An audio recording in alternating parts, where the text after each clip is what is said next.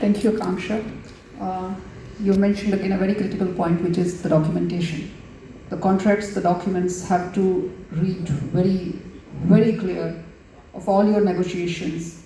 And I think on the authorship part, the law is quite similar to what we see in patents, because there again the demand for inventorship is a natural person. And we have seen some good case laws in the US and Europe where the courts have stated that we will not believe AI as an inventor. And for an inventor to qualify, it has to be a human, a natural person. For the documentation part, my own experience of working as an IP attorney is that specifically for startups or any entity which is starting fresh, a lot of documents just go neglected. They are just taken as secondary things. For example, founders agreement. In a lot of cases I've seen, it does not very clearly identify if a founder leaves, who keeps what, and the leaving partner takes out what, with whom the IP stays, what percentage of certain brands or what number of brands or trade secrets the outgoing partner can take along. In instances where, for example, party A and party B come together and start an entity, where both of them come together with a separate set of IPs, what is going to happen with the background and foreground IP? I have literally seen these agreements which have basically no mention of IP, technology know-hows, trade secrets. So I think as practitioners, it's also our responsibility to keep reminding our clients about the relevance of documents. Another aspect that have come to my mind quite often is so there is a requirement in the Indian Patent Office to prove as a proof of right, how the applicant acquired the rights from the inventor. And a lot of times we submit the employment agreement. Unfortunately, the line there reads as, which to our good luck is not noticed a lot of time by Patent Office. So the employee says, I agrees to assign. So it's an agreement to assign, but not an assignment per se.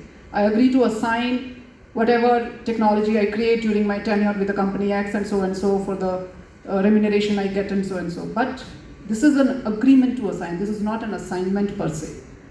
So it can be challenged as an assignment document. So documentary aspect, I think, need to be taken care. So Aviji, let's come to, because we are talking about technologies and we are talking about IP revolution. And a lot of time we think, that one entity may not be good enough to do everything. And we want organizations to come together and function. How a public-private collaboration would expedite R&D, at the same time would bring up more IP in the market, and we may see a further IP revolution coming from IP industry partnerships. Your take on this?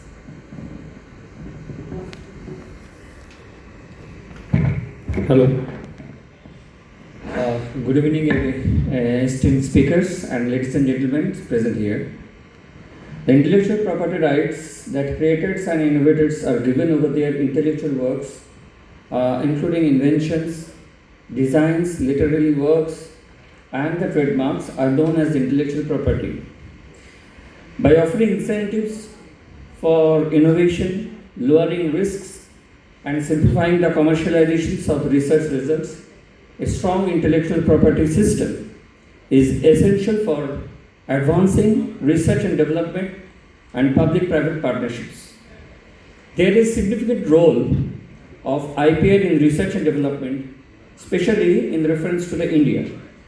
These patents in particular give innovators temporary exclusivity under IPR. Businesses, academic institutions, research centers are encouraged to invest in expensive and risky research and development by this exclusivity. Thereafter, the research findings that are protected by the IPR from unapproved use and copy. This is the special crucial for Indian academic institutions and entrepreneurs who might not have the resource to complete without legal protection. Copyrights and patents aid in turning research into commercially viable. Indian organizations that aggressively license patent and innovations to industry such as CSIR, IITs, and ISS. There are a lot of IPR in public-private partnerships makes it clear who owns ideas created in collaborations between the public and private parties. Private entities are more willing to collaborate with public institutions when assured of IPR protection. This is crucial in sectors like healthcare, pharmaceuticals, defense, technology, and energy. IPR makes it possible to transfer publicly supported research to private organizations through organized licensing. For instance, under license agreements, private companies may commercialize government-funded research. PPPs allows for the expansion of patented technologies for general public in use. In India, the public interest is protected by mandatory licensing and government use regulations. Strong IPR frameworks are essential for promoting public-private partnerships based innovations through programs like Make in India, Startup India, Atmanirbhar Bharat, and National IPR Policy 2016. There are some private public partnerships in India, that is CSIR. CSIR holds thousands of patents in pharmaceuticals, chemicals, and industrial processes. These patents are licensed to private companies for commercialization. Most recently, the COVID-19 vaccine, it is a public-private partnerships involving the Indian Council of Medical Research and the Bharat Biotech. IP ownerships and licensing terms were clearly defined between these partners.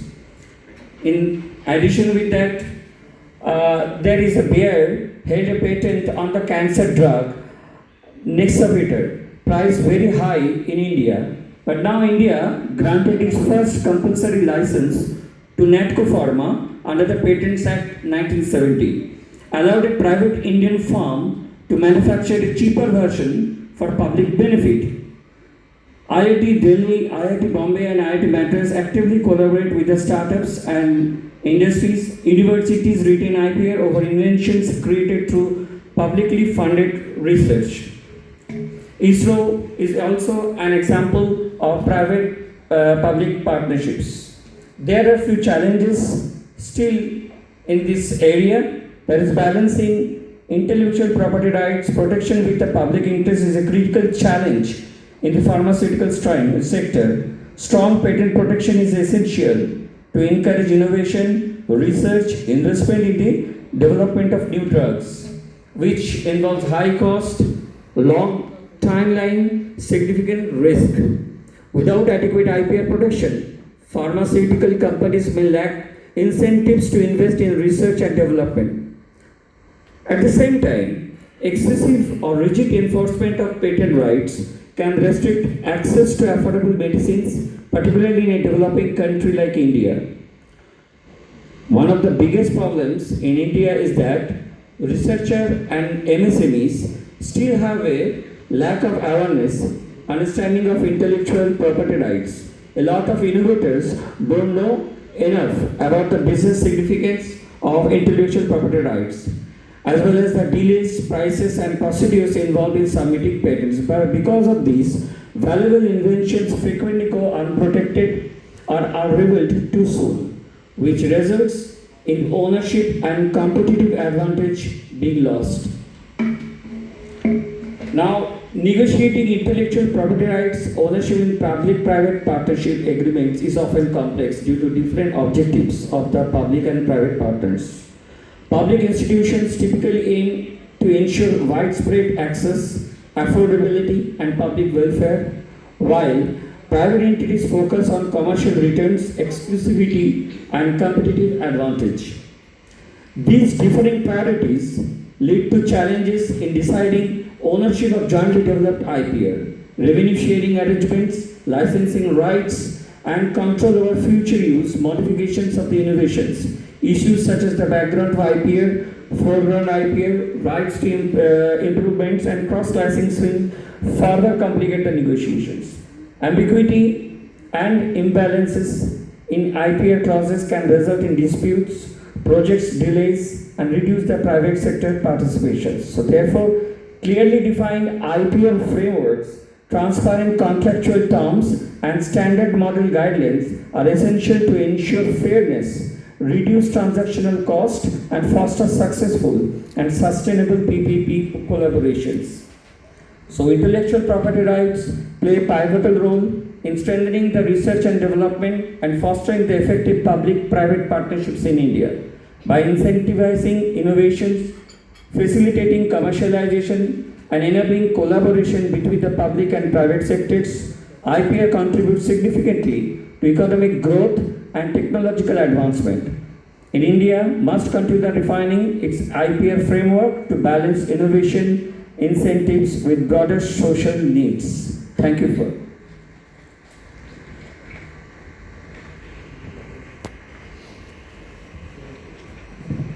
Thank you, Abhijit. So the point taken is while joint ownership looks a very effective tool, but it comes with its own frictions. And IP strategy is of importance and really has to be decided before you actually go ahead with R&D and all the commercial factors come in. Because certainly the public entity would look at the public benefit and private entity would look at the commercial gains. Strangely so, when we talk about IP strategy, generally it is left, the thought is that it is the job of the IP lawyers only, whether you take it in-house or you outsource it to someone. In an ideal situation, IP strategy should actually involve all the stakeholders, starting from the R&D team, to the marketing team, to the